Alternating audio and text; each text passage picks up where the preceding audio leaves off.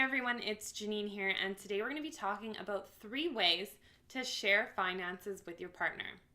If you're in a serious relationship and you're considering whether or not to combine your finances, there are a few different ways you can do so, and you should investigate all 3 of them before making a decision. The first is to keep everything separate. Not a lot of couples do this these days, but there definitely are some couples that have completely separate savings accounts and checkings accounts, and they allocate costs for the household to each person. So one person might be in charge of paying the mortgage, and the other person is in charge of paying the utilities and the groceries for the month. This is something that you're going to have to talk to your significant other about to determine what a fair split is, and is something that is completely feasible. However, the downside of this is if one of you loses your job or one of you goes on a short or a long-term leave, you're completely dependent on the other spouse to pay for everything. The second way to combine finances with your partner is to do just that. Combine everything together. And this is what my husband and I do, because we found it was really just a lot easier for us as opposed to tallying up who owes what at the end of the month.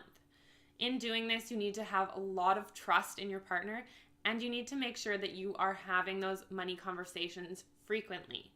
Because both partners have access to the account, you need to make sure that you set intentions for what the money is to be spent on, and if there are thresholds that you're going to set where you need to talk to the other spouse or significant other before spending that money. The third way to share finances with your partner is a mix of the first 2 I just spoke about, and that is done by setting up a joint checkings or a joint savings account with your partner.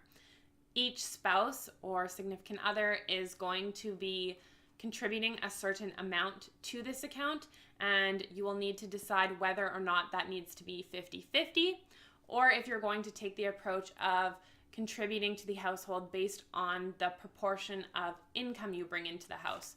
If there's one partner that brings in a lot more money, it might make sense to do the proportional allocation of income.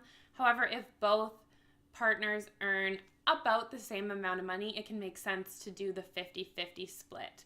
And the rest of the money is kind of left for you to spend on a monthly basis or to contribute to your savings and long-term investment accounts.